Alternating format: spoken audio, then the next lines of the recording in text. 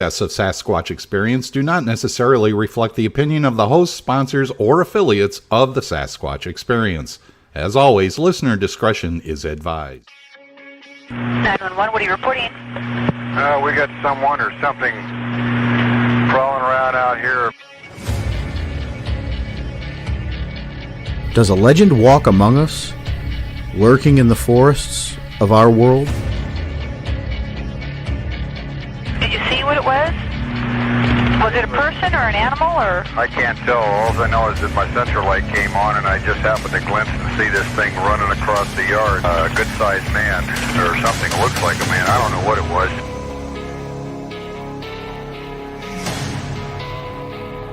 For over 15 years, we've talked with scientists, researchers, investigators, and witnesses, trying to gain insight and proof around the existence of this mysterious entity. Jesus Christ, you better... Sir? Gio! Hello? Get somebody out here. What's going on now, sir? That son of a bitch is about 6'9", I don't know. Do you see him now, sir? Yes, I'm looking right at him. Uh-oh. Okay, hang on. He's right... Is he in your yard, sir? Yeah, God, he's big. Okay, what's he doing in your yard? He's looking at me.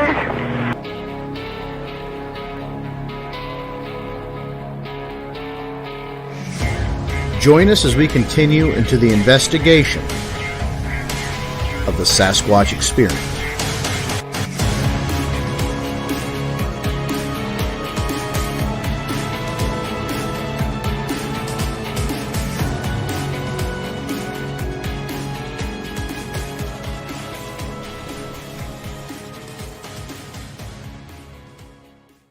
Listening to the Sasquatch Experience live on Monday night, February 12th, 2024. I'm Sean the Fort Chop Forker, Vance Nesbitt, Matt Arner, and Henry the Bigfoot Encyclopedia May.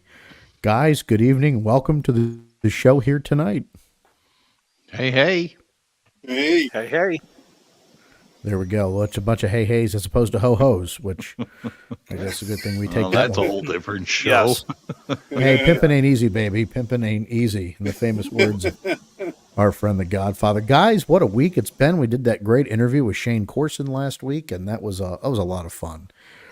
Talking about the Bigfoot nesting area, his intro into the Sasquatch field. Got to know him a little bit more, and I've known of Shane for years. So we've kind of corresponded online, been in the same circles, but we never met until last week. So it was an honor for me to sit down with Shane and have some great conversation. Matt talked to our friend Alex Pedikov tonight a little bit before we, you and I have some things to discuss here before we plan our research calendar for the year. Some great things coming our way, not just for us, but also our listeners. Just a sneak peek of some things that are popping up on our Patreon. We got an exclusive video from James Baker. I don't know why I laughed the way I did right there. An exclusive video from James Baker. Don't worry, he's fully clothed. An upcoming watch along of Sasquatch with Lance Hendrickson. Not with Lance Hendrickson, that would be nice, but Sasquatch, the movie featuring Lance Hendrickson. With us, we got to get that in there. And then an interview with myself and my dad. My dad said to me, hey, why don't you ever have me on the show? I said, well, first of all, I like to have on people that are interesting. And second of all, I'm just kidding, Dad. I'm just kidding. I know you're not listening, but maybe you are. But he's like, well, I'm kind of responsible for this. I'd like to have I'm like, yeah, whatever. But so we'll get the old man on the show and talk to him a little bit about how the hell he got involved in Sasquatch, what was interesting to him, and why he gave that to me. I don't know, but that might be something you folks are interested in. So trying to build up our portfolio for the Patreons is we've got a lot to offer as we get back into the field. We got a lot more content coming. Matt and I got a pretty comprehensive list of things to do. And speaking with Alex Pedikov, it just got a lot bigger. So it's going to be a lot of fun. And that's me talking for 4 minutes straight, guys. What do you have for the housekeeping portion of tonight's show, gentlemen? We'll go around the horn. We'll start at Vance and work our way down. Well, I did speak with Shane Corson, and he was very happy doing our last show, and he's excited to come back and do a part 2 to the show. And I'm looking forward to that because, boy, I have a plethora more questions to throw his way. And very interesting individual. And if you want to talk to one person that has boots on the ground, it's definitely Shane Corson. So looking forward to that, and a very up and coming and soon addition to the Sasquatch experience. Very nice. Henry, what about you, bud? Oh, well, I got to watch and listen to a very good interview last night on Squatch Detective with Dr. Jeff Meldrum. And Yes. we need to try and get him on the show, too. Mm-hmm. I will be reaching back out to Dr. Meldrum. You know, and folks listening, I try to balance the show out so you're not getting the same guest on the same podcast over and over and over. I try to balance it so there's a little bit of a break. I know the good doctor's back in good health, and so everybody wants to have him on. I'm not opposed to having on Dr. Meldrum. I just want to give your ears a little bit of a break and make sure the show's a little fresh and new. But, Henry, that's a great call out. Steve Calls over at Squatch Detective Radio. Does have, he had a couple good interviews out. So if you get a chance, go over to squatchdtv.com and check out everything he's put up in his archives. Good friend of ours, Steve Calls, and glad to see he's pumping out some great shows. Also, speaking of shows, Henry, Matt, and Vance, Sasquatch Watch Radio re-debuted last week. Same time slot as us in the same night, but it's not the Monday Night Wars of pro wrestling. It's the Monday Night Sasquatch Wars. No, but I love Billy. He's a good dude. I'm glad Sasquatch Watch is back. And folks, if you get a chance to check it out, we'd prefer you watch us live. But if you had to make the choice, no harm, no foul. You can always catch our archives and always go and listen to us in podcast form. But our good friend Billy Willard's back out there. He's got Jeff Thomas on tonight, The Shadow, another good friend of ours. So we wish him the best. Welcome back, Billy, and good to have another old new voice back onto the airwaves. Sensibility is returning to the airwaves. Speaking of Jeff Thomas, do a little bit off topic. Check out his Gen X rants. Yes. On Facebook. Right. Yeah, we'll have him linked up. Jeff's a good friend of ours. I love Jeff, and he's a fellow Man in Black at the Mothman Conference now. He got us that gig. He's just an all-around good dude. Lots of fun. You put him and Baker together, though, man, you got quite you pack a change of underwear, I'll tell you that. And Matt, Matt, we'll send it your way, brother. What else do you have? What do you have for us? Well, I'll tell you, just to kind of go back with what Van said, the Shane Corson interview, we literally it was like a scratch on the surface with so much knowledge and experiences that he's had. And for someone like him, he is, we're really have a new list of questions that we can ask him when he comes back on. So we're really looking forward to that. And you know what, I got to say, in this field, and particularly with this podcast, we're lucky we get so many great people to come on the show, and within the last year, it has been fantastic. And again, Shane Corson was an absolute great guest, a lot of information, and that will kind of lead me into a little bit of what I want to talk about next, which is, and I talked to you privately about this, and I'm not going to go into too much detail, but let's just say with Shane and the fellow members of the Olympic Project, they've definitely have inspired, some of us here in Pennsylvania. And we'll have some more news coming out about that, hopefully in the next month or two. So when you get Matt and I talking, when you get us talking about midnight, about some projects, and the conversation goes, something good happened. Yes. And some inspiration came from that. We've got some good stuff coming your way. Absolutely. Matt's not sleeping on this. He's ready to jump in and get started. Of course, guys, we'd also be remiss if we didn't mention our good friend Matt Knapp over at Bigfoot Crossroads hit 100 episodes. Very happy to see that. A good friend of mine, a budding partner. We've got a lot of upcoming projects we're working on together as well. This is all about collaboration, guys. I love Matt. He's a good dude. I love all you. I love doing this kind of work. If I could find a way to do it full time, I would. because it is a lot of fun. But with that we refer to comes, this as cross pollination. That's what this is all about. listen, it's all about, we're all trying to do the same thing. And, there were some posts that were made on social media yesterday about how some of us have really tried to stay true to the research, but we haven't permeated that next level of, we've plateaued, right? We haven't shown that growth that we're looking for. Because we don't do the creepypasta-esque kind of stories. And that's just not what Sasquatch Experience was founded on. Like, this show was done in 0506, guys. For those of you listening that might not even have been interested in the field, we've been doing this a long time. And it was built on the fundamental principles of promoting great research and great researchers and keeping true to the tenets of kind of a science-based conversation. We've entertained the woo time and time again, and I'm not opposed to doing that.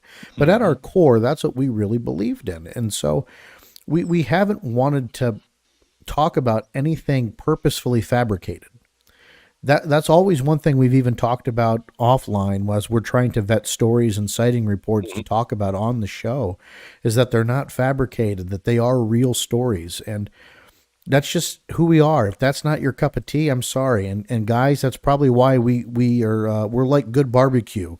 It takes time. It's slow and low, right? And look at us. Most of us won't pass up a good barbecue. And likewise, that's just a commitment we have for the program. So I know, I'm sorry, you're not getting the creepy pastas. We just don't talk about everything Bigfoot. We really want to have some truth behind what we're speaking about. And if that doesn't work for you, I'm sorry, but that's always what we've been about. And I continue to want to keep that spirit going. And if you look on our whiteboard back here, most people can't see it. It's actually got a nice bluish hue. Like, I have research and entertainment listed next to each other, with the research, subjects, and then the entertainment subjects. And I have sightings and encounters circled in blue with a line that says, the intersection we have to tread carefully here. And that's just, my commitment. I know the show's about Alabama Bigfoot activity, but I wanted to take some time and really talk about what we're about. I think people miss that. Oftentimes we get slammed because of the quality of this or that. Folks, we also bring all our hosts from different parts of the United States, totally dependent on internet connections, and we've spent a lot of money individually and corporately to try to make this the best product we can. And so I'm sorry sometimes if that doesn't meet your mark, but we do have a band of loyal listeners that have begun with us from the beginning. I don't want to go on too much about it, but this show is, really for the hardcore Sasquatch researcher. It may not be for the person who's pop culturally looking for significance. It's what it is. So, and Sasquatch Experience, Sean and myself and Matt and Henry and even James Baker, who unfortunately is not with us tonight, we all communicate with each other throughout the week on putting pieces together so that when we do all join live together, we kind of have a coherent topic matter to talk about that's a little bit different than other Sasquatch shows. Other than this encounter happened, we're kind of going behind the scenes and taking a look behind what you might say the inside baseball, and taking a look at it from that perspective too, and putting the pieces together and try to come up with answers. So that's what we do. Definitely try to do here. Right. And you've hit it on the head there. We do communicate. I think we are a good team. We're a tight team. God, Henry and I have been working together for nearly 2 decades now. Actually exactly 2 decades now, Henry. 2024, we became acquainted and started getting into the mud. We did the X Zone radio show together. We've done a lot of things, and I'm proud of the partnership and friendships that we've made. Matt Knapp, we've known just as long, probably. So we take our friendship seriously because they are precious to us, and it's hard to keep good friends and people that are honest and working with integrity. And I'm glad that the people we associate with, we collaborate with, are honest people. And you can better believe we can put our Sasquatch Experience stamp of approval on that, that statement. So anyhow, enough of the housekeeping shit. One more thing. Today as Kevin Morrison pointed out, was the 97th birthday of the legendary John Green. Yes, it is. I saw that. Yeah. Yep. Happy birthday, Mr. Yep. Green. The man who kind of started it all for me inadvertently, that and gave Henry and I a pretty good break by giving us a really significant interview early on in our broadcasting careers, is pretty cool. So happy birthday, John. And gentlemen, Yeah. let's, in the words of Judge Mills Lane, let's get it on. Get it on. Let's get it on. So, guys, so what really prefaced this for me is we were talking about what to talk about in a show, and Vance is like, well, you know what would be a great idea is if we actually took a report and broke it down based upon how we would investigate it. And oddly enough, I was going through X the other day, no longer Twitter. And folks, if you would like to follow us on said social media platform, you can do so. Sasquatch Experience on Facebook, Instagram, SquatchyXP on X, not Twitter. We were talking about how, we would break something like this down. So interesting enough, Matt Moneymaker had made a tweet, and I covered some of you guys up. I'm sorry, they're not intentional. Mhm. Attention, Birmingham, Alabama. On Saturday, January 20th, 2024, a property owner. Okay, there's no good way to display this, so this is how it's going to go. On the wooded hill perimeter of Hueytown, Alabama, spotted a Bigfoot near his barn for the second time in 2 days. On this second occasion, he saw it run into his large, long, empty barn. He went to his trailer to get his gun, and right after he came out, he heard it break out through the rear corner of the barn. This happened when the temperature was 25 degrees and there were 20-mile-per-hour gusting winds in the area, lethal conditions for exposure. It almost never gets that cold and that windy at the same time around Birmingham, Alabama. Any animals in the area would not be accustomed to that. The property owner is not adept with his phone camera. Initial vids showing the site are sideways. He is willing to let a videographer come over to document what happened. The volunteer may be inclined to climb up the hill behind the barn, therefore the videographer should be a female in case the Bigfoot is still around. If you are merely decent with your phone cam, then you can do this. Let me know via contact info on BFRO.net. And there he put some maps on the Twitter with where the barn's at, the locations, so on and so forth. That was really interesting to me because, one, you don't get a lot of calls for help on, from the BFRO. Right? Nope. You don't get a lot of people looking for volunteers. Second, I don't know why it had to be a female, but maybe there was some logic that he just didn't transplant into that. So, gentlemen, let's talk about this. Right. We get this report that comes through, and there's some potential video evidence or the potential to get some video evidence. He's had not one but two sightings in the same amount of days. What the hell do we do? Where do we start this off? Who wants to go first? I'll go first.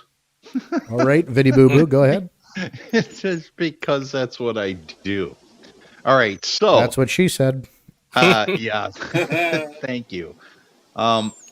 Look, with this report that was posted, there is no specific time of day that this happened.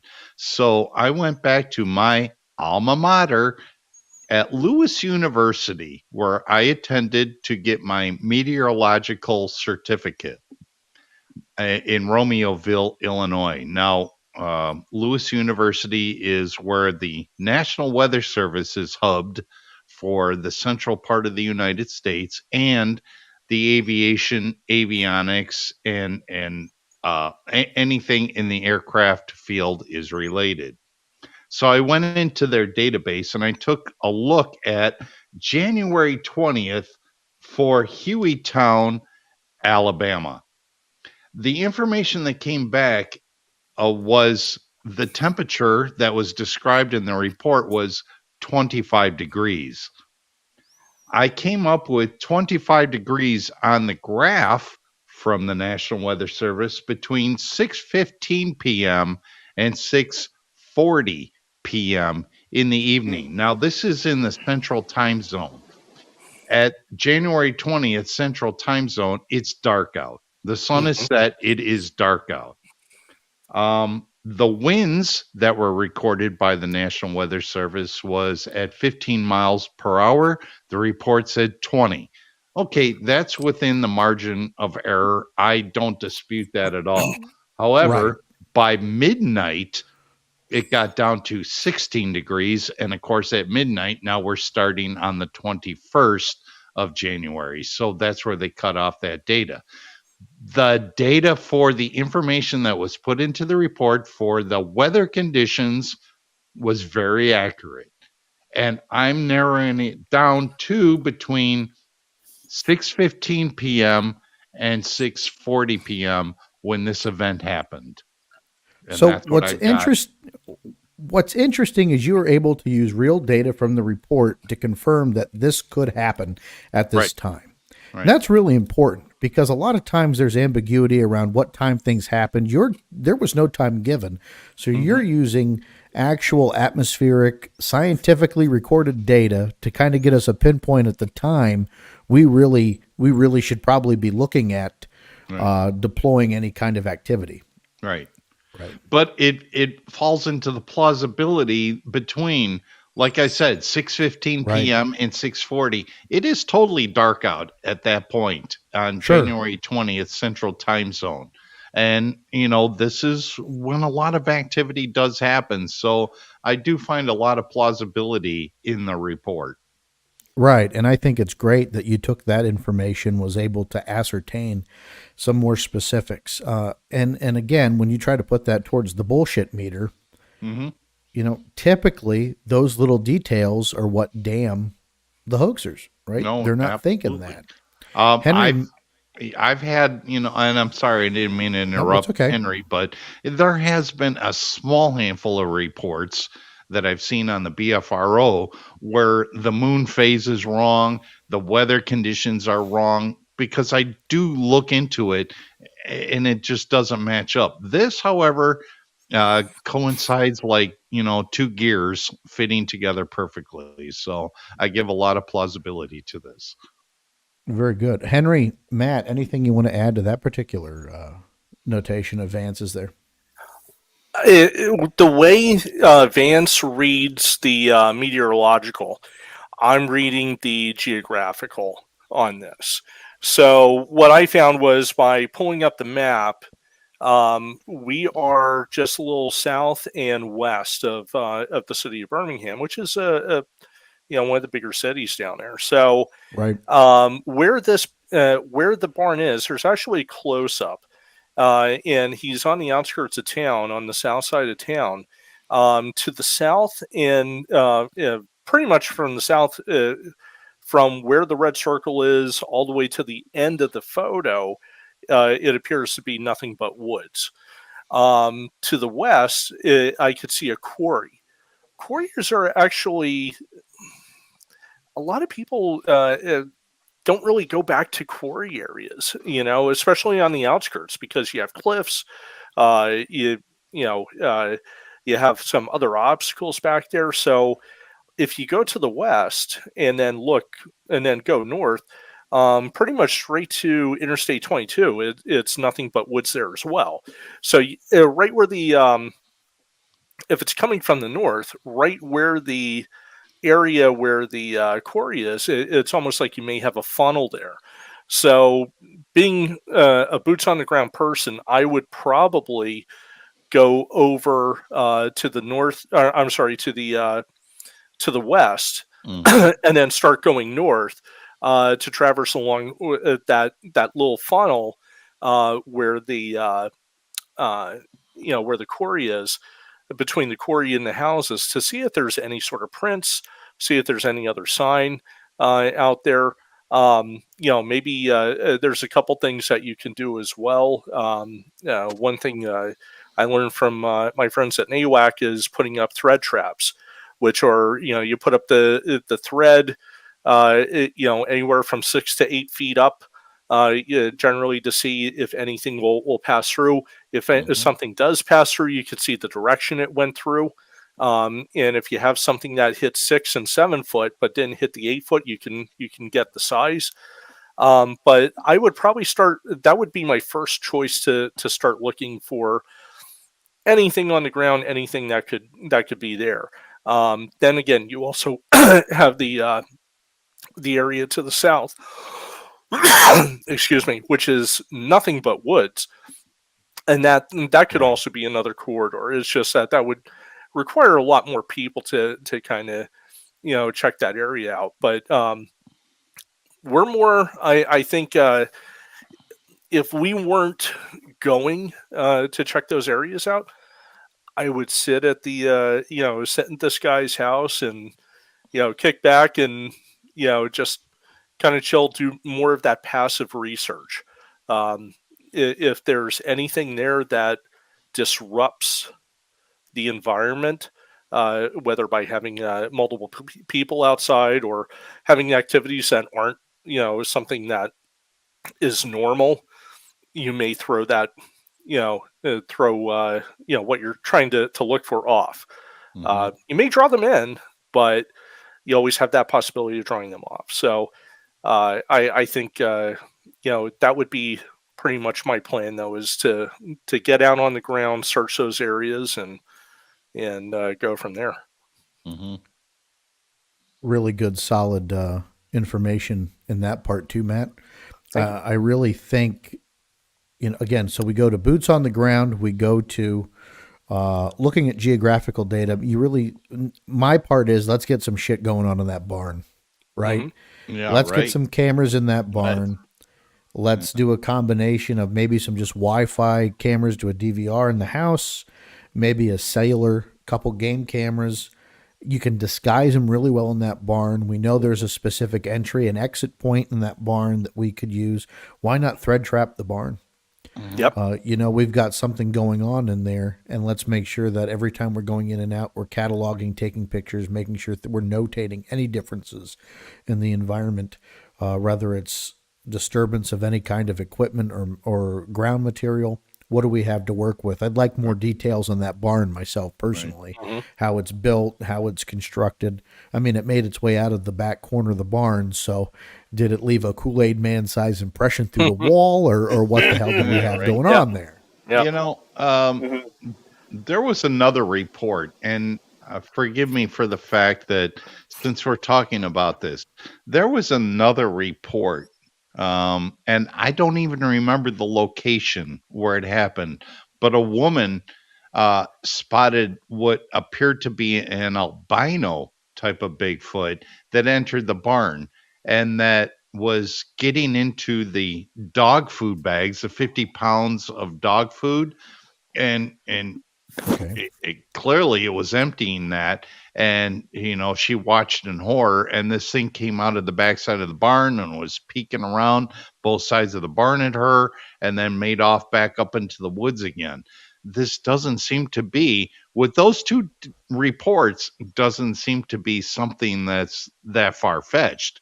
I think they may look for a refuge where they know that there might be food stored or even shelter, and make whatever use of it. Like you said, Sean, how many times in the past, the less amount of calories that you have to expend in order to gain calories, that's the shortcut in which I think a lot of these things are going to take advantage of.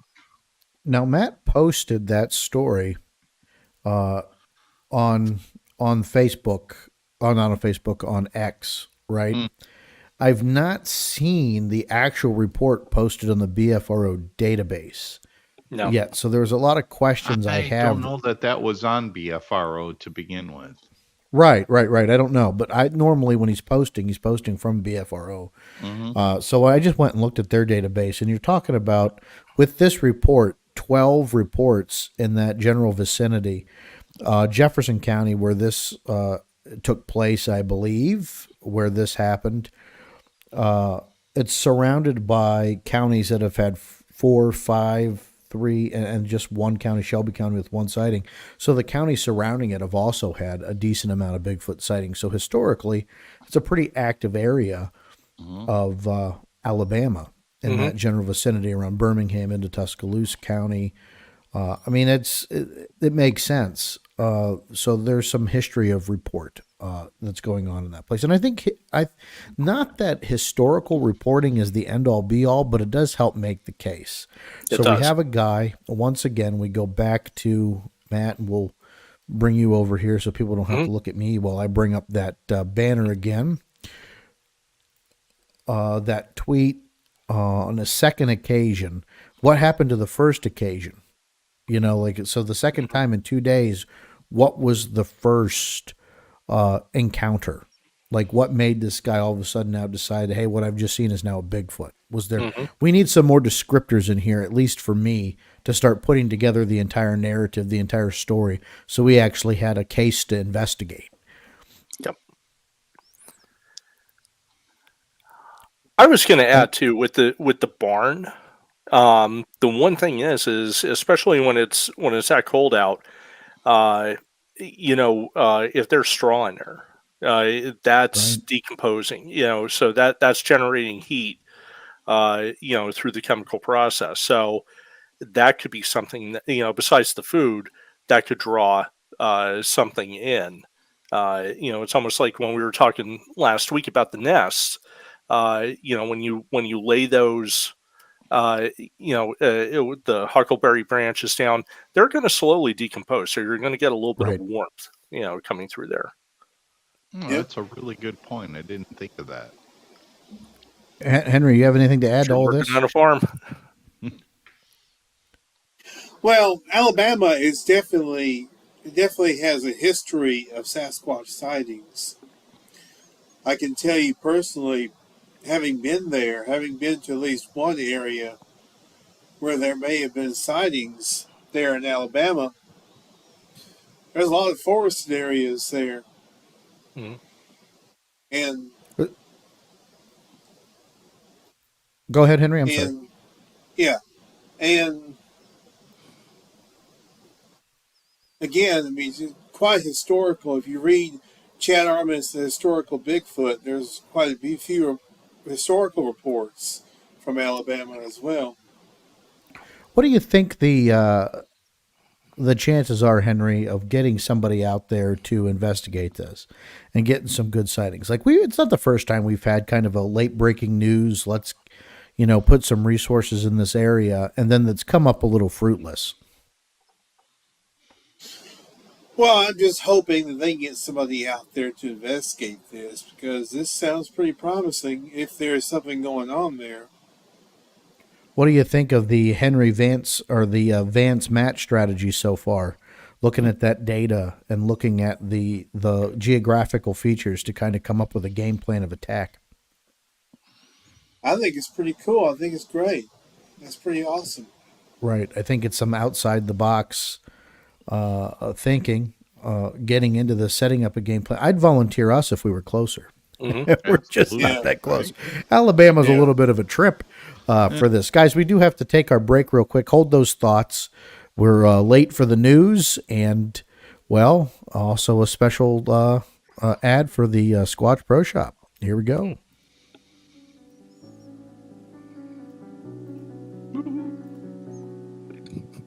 Hello, I'm Vance Nesbitt, and you may know me from the hit show Sasquatch Experience. Now introducing a new fan-based store of original Sasquatch Experience merchandise, Squatch Pro Shop, offering quality-made and designed shirts from the classic prints to current prints. And now we're also offering the genuine Yeti Company Rambler travel mug with the custom-made Sasquatch Experience logo. Stop by now and buy one shirt for the price of two and receive the second shirt for absolutely free. Visit SasquatchExperience.com and go to Squatch Pro Shop. Thank you.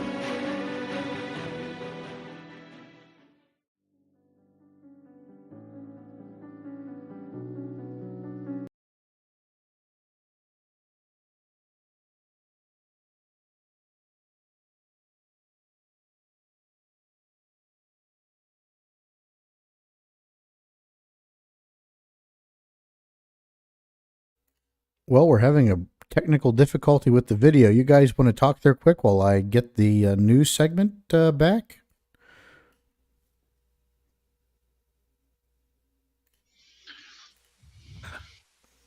If it's live, it was supposed to happen. The Bigfoot belong. Give me 1 second, Vance. Go ahead. You guys continue the conversation while I load that back up. Well, that's okay because I did my bid for the Squatch Pro Shop. You did. Buy one shirt for the price of two and get the second shirt absolutely free. Hope nobody complains about that. I really don't. Oh, and look at Sean. He just turned into this amazing looking Bigfoot with red eyes. Woo! Isn't that amazing? I'll end it with keep your toes in the mud. Everybody knows what that means. That's okay. He'll get there. We'll all get there at some point. I'm sure there's probably been about 12 swear words said at this point from Sean. Son of a... What the... Listen, What is I happening? added this once already today, okay? I switched to the other desk there real quick. Hi, folks. How you doing? And we are wired here at the studio. It's a little dark. Yeah, well, that's okay. Well, no, that's okay. This is part of the fun of live radio. Well, this is going to piss off the masses. That's okay. We'll get it taken care of, and it looks like it's processing now. I uploaded this earlier. I don't know what happened. I It's apologize. processing. Prostating. No, Yeah, we're that's not what doing it's that. It's prostating. Oh, boy. Luckily, I can edit this before we post it out to the full masses in podcast form. I mean, I could do the audio version of it. News team, assemble! Here we go. All right. News team, assemble. Here we are. News team, assemble!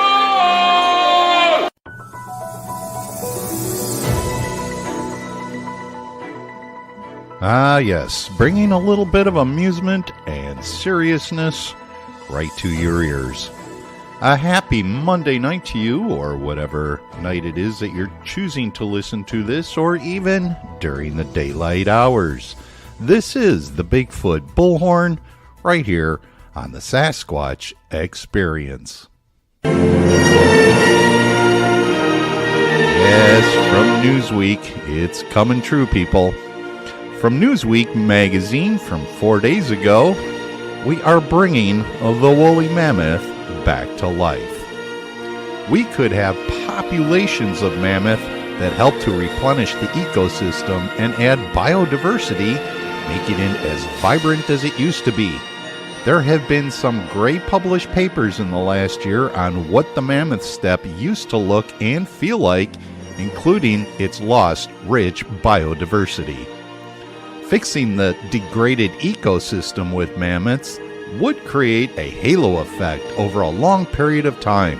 Moreover, we can help build a lineage of elephants that are far removed from human-elephant conflict, while developing tools to save existing baby elephants from EEHV disease. De-extincting the woolly mammoth is a great keystone project. It's hard because they have a 22-month gestation period. But unless a lot more efforts go into the elephant conservation, then at some point we're going to lose them as a species as well. From the perspective of science, you couldn't have a better focus for your study. To explore the phenotypic traits and investigate what makes similar species so alike, but also so different that they can inhabit completely different ecosystems. Elephants and mammoths are ideal for this. Untangling the genomics of mammoths and working on their reproductive biology is thrilling. The irony is that despite their familiarity, we know very little about their foundational biology, and so we're building that up, starting with actual genomes. We are accumulating one of the largest repositories of Asian and African elephant genomes and beyond, and adding in all the ancient genomes from the same lineage. We're super excited about all of the secrets that will be unraveled when we look deeper. The article goes on to say, every day we see this enthusiasm. Moms send emails to say they're so excited about our Mammoth project because their children are enthralled by what we are doing, and they're asking, where can they learn more?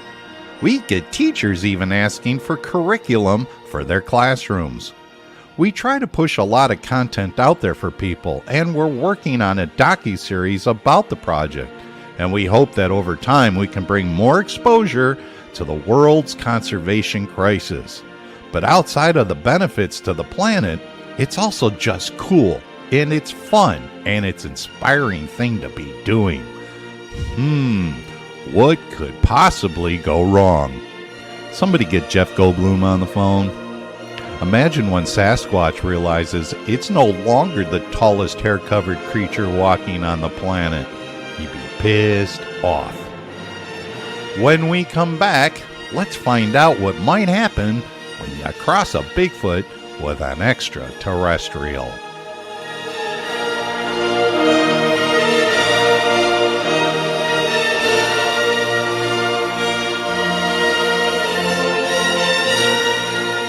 You're listening to the Bigfoot Bullhorn right here on the Sasquatch Experience.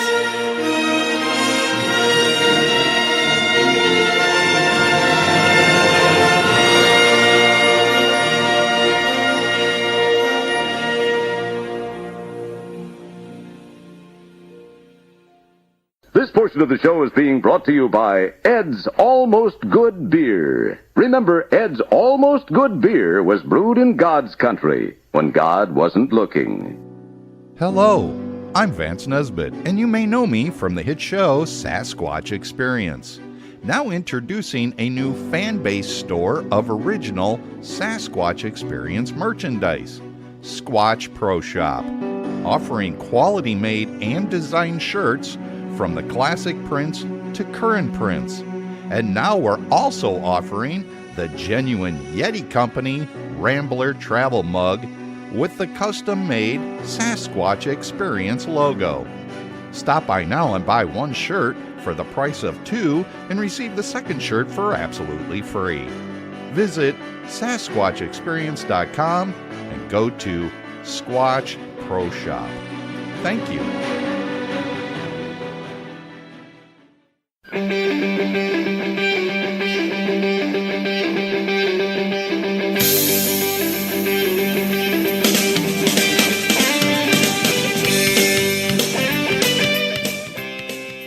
All right, so where would you go to cross a Bigfoot with an extraterrestrial? Well, you might want to go to the Penn, Ohio Paranormal Conference. It is March 30th of this year. It starts at 10 a.m. and goes till 6 p.m. This is the second Penn, Ohio Paranormal Conference, and the Master of Ceremonies is Mike Hartman. Some of the speakers will be Jim Boardwine, Robert Solomon, Dave and Corey Rupert, and Christine Solstice. The location is at Hickory VFW in Hermitage, Pennsylvania. And also remember, we are in a serious blood shortage, so if you can donate, donations are needed for blood and platelets. Just go to theamericanredcross.org and you'll learn more information because we are at a crisis level.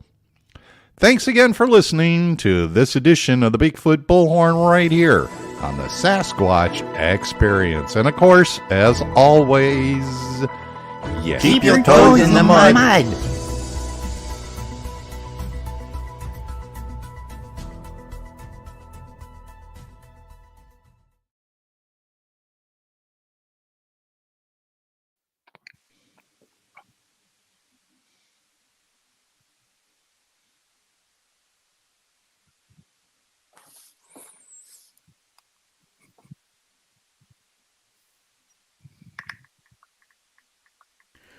How we doing?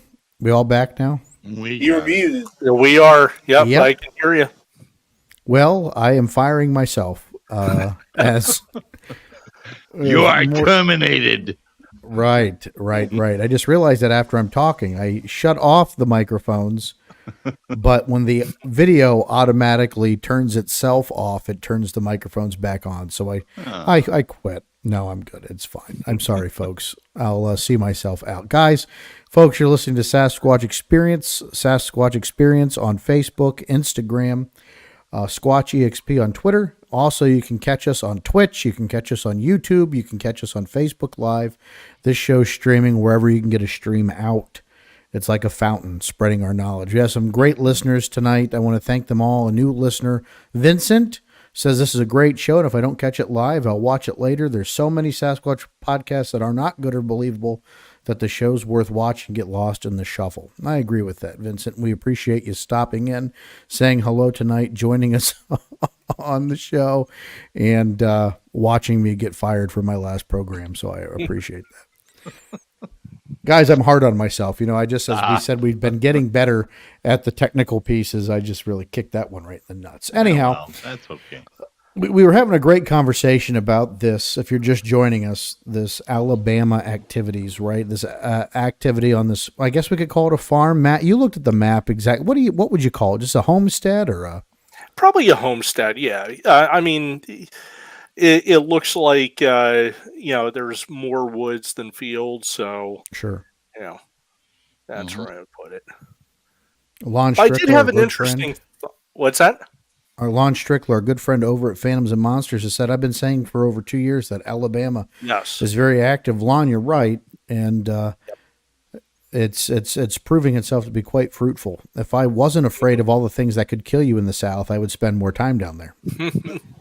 Absolutely. How about it? Go ahead, Matt. I'm sorry. I want to kind of wrap up everything that we were talking about, though, with this particular case. Sure. Is how would we go about doing this? We had great suggestions. Again, we all put our expertise together. And the one thing that I really want to kind of get out is you don't have to be that, outdoors person, boots on the ground to do this research and to get involved and be, exceptional in the field. We have different facets here. And the one thing is Vance talked about, looking at, the weather data, looking at different data that we have. Then we have me saying, hey, I'm going to go out and check this area. You came out and said, hey, you know what? I want to put cameras up in the, in the barn. I want to have this. Henry brought up some other points as well. It's blending all those together. And we all have our strengths and we have our weaknesses too. I'm not really good at setting up the cameras. I'm a little kind of nerdy, so I'll sit with Vance and look over some of the data, but really to combine all of those traits into a group would be a fantastic way to do the research. Very much agreed. I think that's, again, we go to the strength of teamwork, right? Mm-hmm. What we all bring, what everybody would bring to the table. And there's some technical pieces of that we do need to start collecting some of that data. Yes. And again, it doesn't have to just be this particular case. We chose this case because it was interesting. We know Alabama's been quite busy. We've read some reports, over the years of Alabama Bigfoot. We have friends, Bama Bigfoot, Henry, our friends down in Alabama. There's actually a couple organizations down there doing some good work. And I'd like to, perhaps we'll get one of them on the show here to talk more about the Alabama and see if they have any more insight they can give us in this particular area. I drew comparisons to this to what was going on and the call for help when they were having the incident in Hanabi, Oklahoma. Right. You can read all about that in Tom Powell's book, The Locals, but that started off as consistent activity going around a farmhouse in Oklahoma, surrounded by woods, Bigfoot trying to get into the freezer outside, trying to get into the home on several occasions, and BFRO put out a call to help and brought in a investigator and his father to try to take one of these guys out, and it kind of became a siege Right. In fact, I believe that ultimately the folks left the home and that they weren't coming back, but they were providing a food source, right? You know, when you start pecking off those deer in the surrounding area, it's just no different than some of these areas we've talked about in Pennsylvania, Gray Station, these areas where there's a high concentration of a quick food source. Don't have to spend the energy, burn the calories to get the calories. And Vance, you made that point earlier tonight. As I really think there's something to that. As we talk about some of the things that have happened, Matt, in Catawissa, not far from where we've had encounters, there is a roadkill dump where they take the bodies. I think that'd be a great place to put up some cameras if we could get permission to do that. You know, we go through all these postulating about these things being able to see in a different spectrum. Maybe they could see the light or pick up the frequency. Here's the bottom line. At some point, we're going to find one that has some sort of challenge, may not be as smart or bright as the rest of the Bigfoot, and it's going to stumble into someone's camera, or it's going to stumble into one of these camera traps, and we're going to get proof of it. And that way, I really believe it could happen. I think that, Sean, you and I had a conversation earlier. What all of our take would be on a different approach of scientific research other than what's been done currently with the camera traps and the audio recorders. What other venues would we look into to try to capture something that may be out there and catch it off guard, completely catch it Well, off guard by tell you taking what, a different Vance, approach? I would love to just be able to sit at Ring HQ or Blink HQ or Simple Safe HQ and just watch all the video feeds coming in. That I know that's probably hella illegal, but I would just love to be able to be one of those data analysts where that imagery is coming in. Right. And seeing what we may not be seeing as Bigfoot researchers, we may not be seeing to the general public.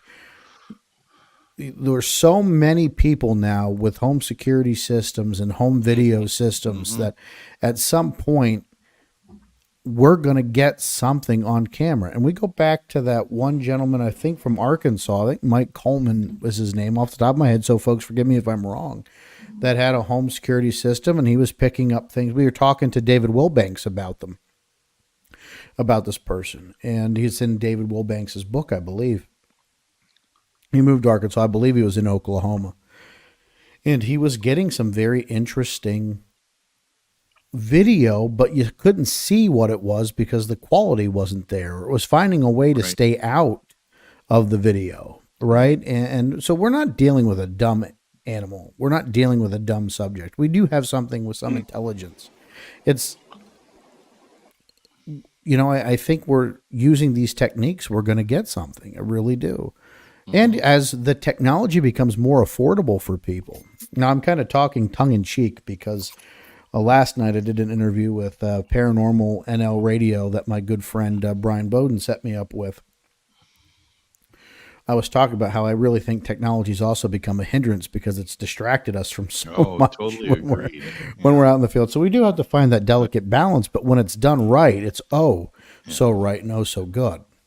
So in that vein, what you were just saying, Sean, I just sent you through Messenger a post that my wife had put up on Facebook, and you have permission to put it on here. And this is a Ring cam. Well, I forget what we have, Blink, and from our front door with a bear that comes right across, goes right to my truck, sniffs away, and then it goes out. So I'm sure that it's possible for something like this, especially in these rural areas, to be picked up on a doorbell cam.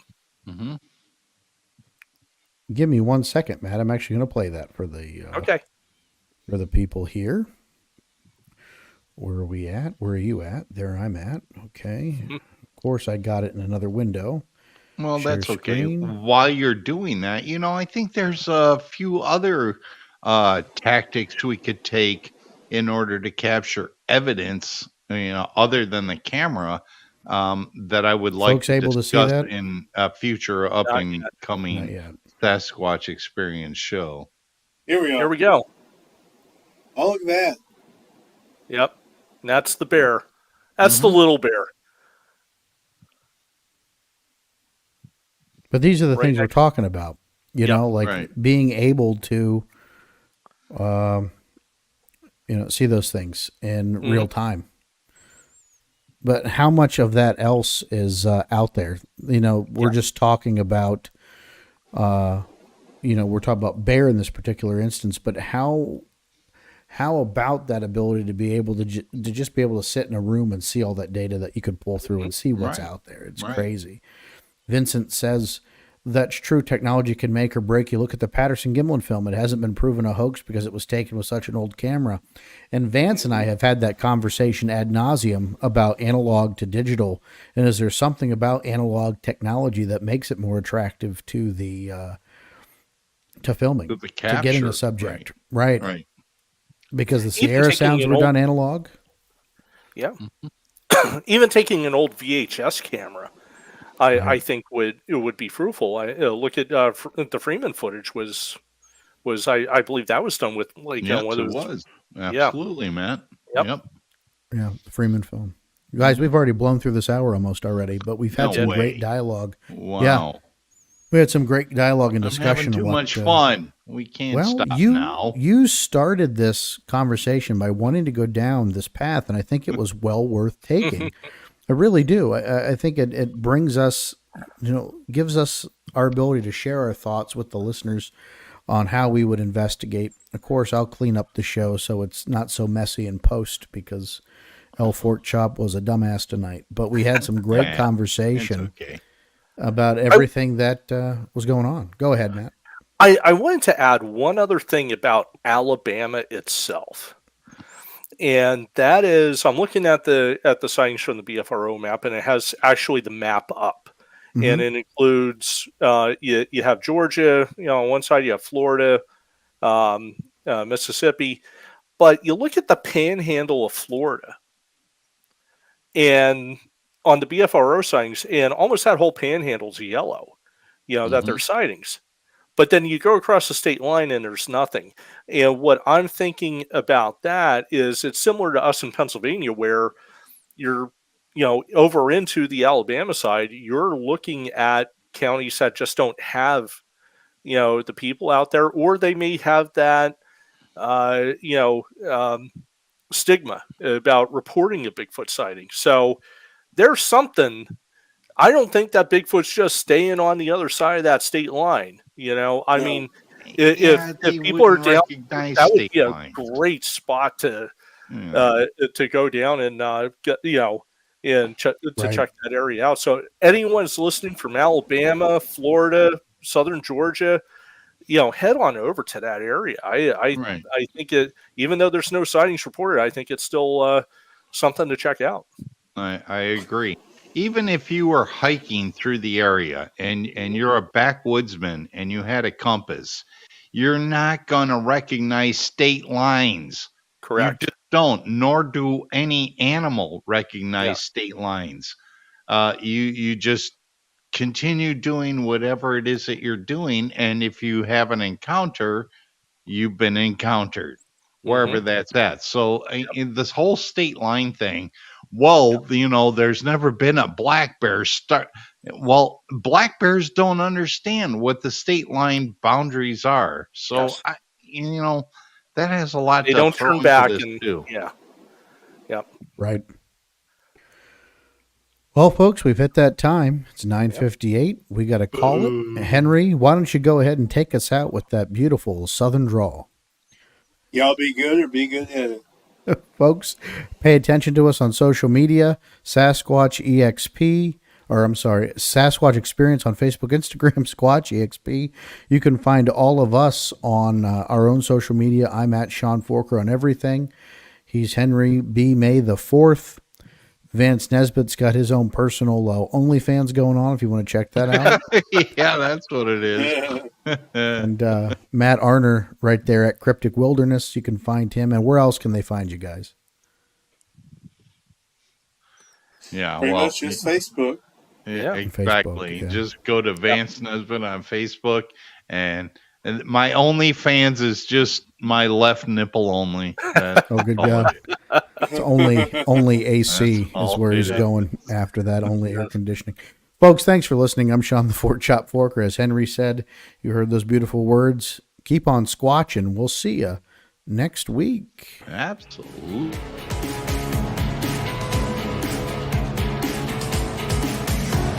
You've been listening to Sasquatch Experience. Please rate and review where this podcast has been consumed. To share your experience, visit us on Facebook, our website, or email us, info@sasquatchexperience.com. Keep on squatching.